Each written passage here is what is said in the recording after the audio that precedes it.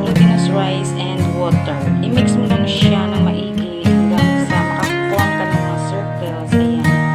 Tapos mamaya i-flatten ko yan siya bago ko siya ilugdog sa tubig. Ayan. Ito ay half kilo na glutinous rice.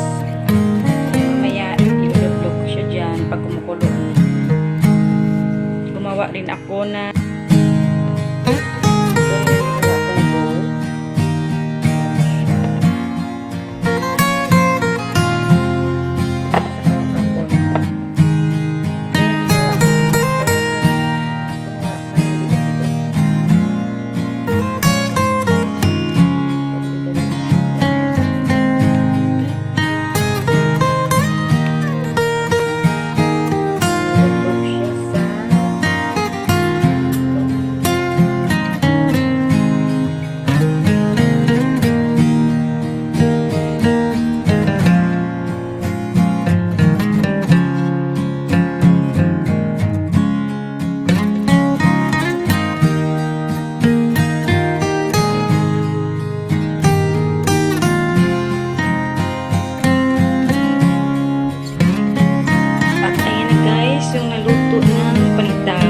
pwede mo siyang lagyan ng sesame seeds at konting asukal or white sugar, depende sa iyong toppings. Pwede mo siyang lagyan ng mascobado lang.